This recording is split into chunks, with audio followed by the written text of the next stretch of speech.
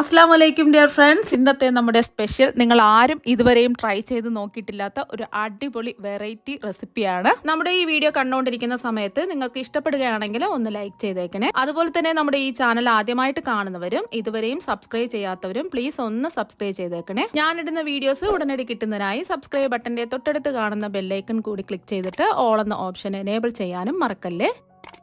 അപ്പോൾ ഇന്നത്തെ റെസിപ്പി പപ്പായ ഇല വെച്ചിട്ടുള്ളതാണ്. അപ്പോൾ അതിന് വേണ്ടിയിട്ട് ഞാനിവിടെ 12 പപ്പായയുടെ ഇലയാണ് എടുത്തിട്ടുള്ളത്. പപ്പായയുടെ ഇല എടുക്കുന്ന സമയത്ത് നിങ്ങൾ ശ്രദ്ധിക്കുക, തളിരെല്ലാം നോക്കിയെടുക്കുക. പപ്പായയുടെ മുകൾ ഭാഗത്തുള്ള ചെറിയ ഇല ഉണ്ടല്ലോ, അത് വേണം എടുക്കാനായിട്ട്. മുറ്റിയ ഇല എടുക്കരുത്, എന്നാൽ പിന്നെ ഒരു കയ്പ്പ് രസം ഉണ്ടാവും. അതുപോലെ തന്നെ പപ്പായ ഇല വെച്ചിട്ട് നമ്മൾ ഒരുപാട് കറികളും ജ്യൂസൊക്കെ തയ്യാറാക്കി കഴിക്കാറുണ്ട്. ഇന്ന് ഞാൻ ചെയ്യാൻ പോകുന്ന റെസിപ്പി വെച്ചിട്ട് ആരും യൂട്യൂബിൽ ചെയ്തിട്ടുണ്ടെന്ന് അറിയില്ല. അപ്പോൾ 12 പപ്പായയുടെ ഇല എടുത്തിട്ടുള്ളത്, വെള്ളിലാണ് എടുക്കേണ്ടത്. ഇനി ഈ പപ്പായയുടെ ഇല നല്ലതുപോലെ കഴുകി വൃത്തിയാക്കി എടുക്കുക. പൊടി അഴുക്കൊക്കെ ഉണ്ടാവും. എന്നിട്ട് ഈ പപ്പായ തണ്ടിൽ നിന്ന് ഇതുപോലെ ഒന്ന് അടർത്തിയെടുക്കുക. ഇതുപോലെ തണ്ടിൽ നിന്നും എല്ലാ പപ്പായയുടെ ഇലയും അടർത്തിയെടുത്തതിന് ശേഷം കൂട്ടി പിടിച്ച് നമുക്കൊന്ന് അരിഞ്ഞെടുക്കണം. അപ്പൊ പപ്പായ ഇലയെല്ലാം കട്ട് ചെയ്ത് എടുത്തിട്ടുണ്ട്. ഇനി ഇത് മിക്സിയുടെ ജാറിലേക്ക് മാറ്റാം. ഞാനിപ്പോ ഇതുപോലത്തെ ഒരു അളവ് കപ്പിലാണ് ഇത് അളന്ന് എടുക്കുന്നത്. നമ്മൾ അരിഞ്ഞെടുത്ത 1 കപ്പ് പപ്പായയുടെ ഇല മിക്സിയുടെ ജാറിലേക്ക് ഇട്ട് കൊടുത്തു. രണ്ടാമത്തെ കപ്പ് ഇടാം. നമുക്കിപ്പോൾ 250 ml കപ്പളവിന് 3 കപ്പ് പപ്പായയുടെ ഇലയാണ് കിട്ടിയിട്ടുള്ളത്. ഇനി ഈ ഇല അരച്ചെടുക്കുന്നതിന് ആവശ്യമായിട്ടുള്ള 1 കപ്പ് വെള്ളം ഒഴിച്ചു കൊടുക്കുക. എന്നിട്ട് ഒന്ന് അരച്ചെടുക്കാം. അപ്പോൾ പപ്പായ ഇല അടിച്ചെടുത്തിട്ടുണ്ട്. ഇനി ഇതൊന്ന് അരിച്ചൊഴിക്കാം. ഇനി ഒരു സ്പാച്ചിൽ വെച്ച് ഇതുപോലെ ഒന്ന് പ്രസ് ചെയ്ത് ഇതിൻ്റെ ജ്യൂസ് മുഴുവനും എടുക്കാം. അപ്പോൾ അരിച്ചെടുത്ത കൊത്ത് നമുക്ക് ആവശ്യമില്ല. ഈ കൊത്ത് നമുക്ക് മാറ്റിയിട്ട് ബാക്കിയും കൂടെ അരിച്ചൊഴിക്കാം. അപ്പോൾ ജ്യൂസ് മുഴുവനും പിഴിഞ്ഞെടുത്തിട്ടുണ്ട്. അപ്പോൾ നമ്മൾ അരിച്ചെടുത്ത ജ്യൂസ് അളവ് കപ്പിൽ അളന്ന് നോക്കുകയാണെന്നുണ്ടെങ്കിൽ 1 കപ്പ് ജ്യൂസാണ് കിട്ടിയിട്ടുള്ളത്. അതിനനുസരിച്ച് വേണം ബാക്കി എല്ലാ ചേരുവകളും ചേർത്ത് കൊടുക്കാൻ. ഇനി ഒരു ബൗളിലേക്ക് ഒരു 1/2 കപ്പ് കോൺഫ്ലോർ ഇട്ട് കൊടുക്കാം. ഇതിലേക്ക് ഒരു 1/4 കപ്പ് അരിപ്പൊടി ചേർത്ത് കൊടുക്കാം.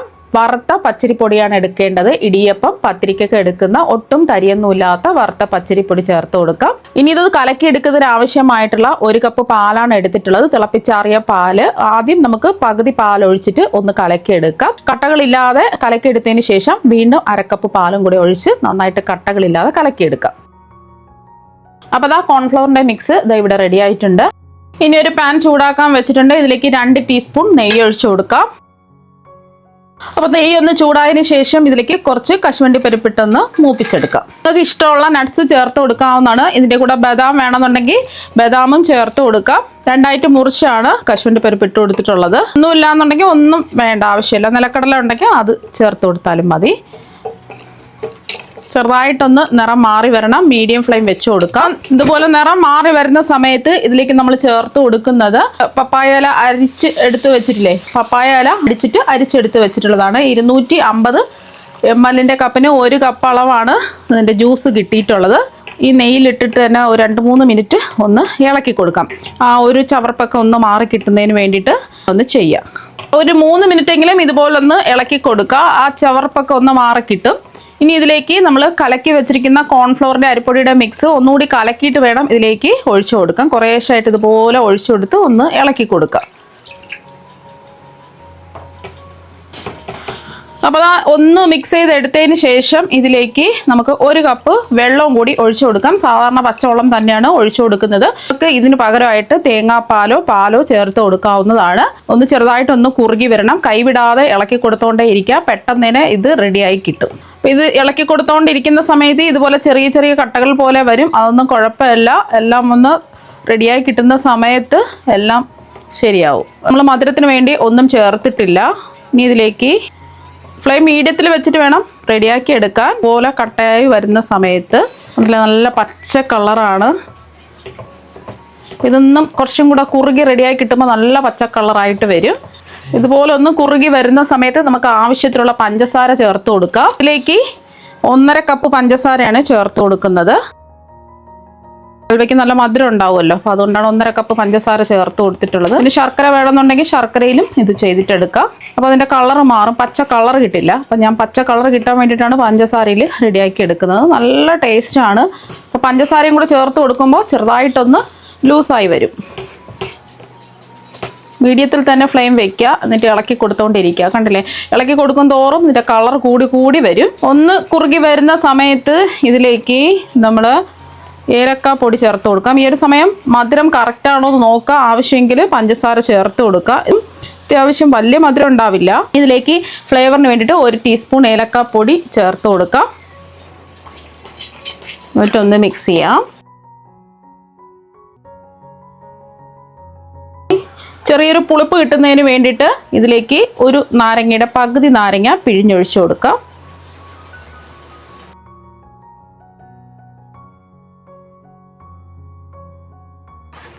ഇനി മധുരം ഒന്ന് ബാലൻസ് ചെയ്യാൻ വേണ്ടിയിട്ട് 2 നുള്ളു ഉപ്പ് ചേർക്കാം.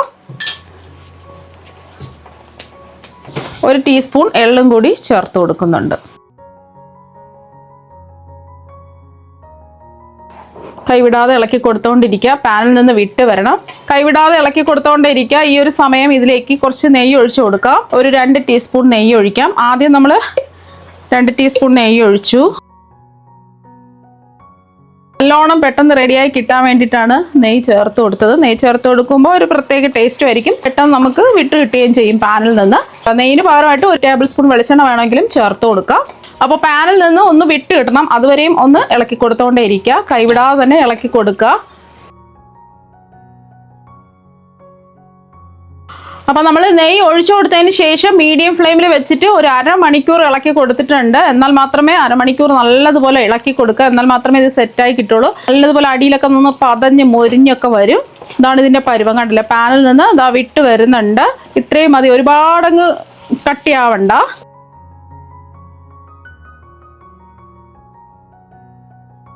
അപ്പോൾ ഇതാണ് ഇതിൻ്റെ പരുവം.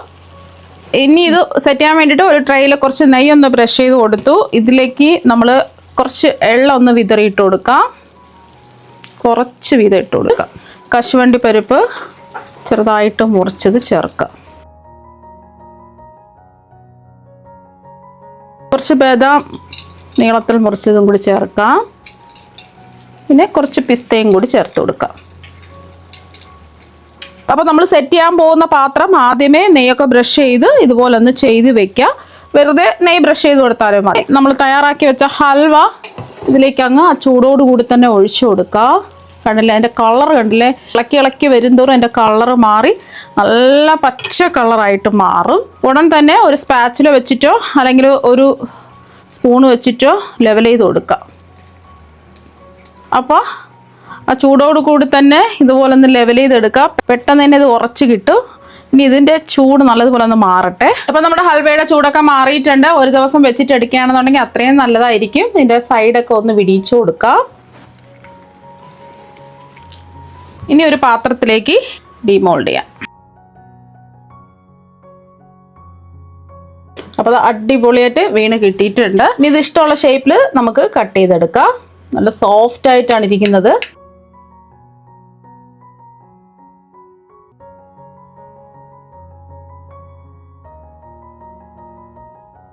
ഈ വശവും ഒന്ന് കട്ട് ചെയ്യാം.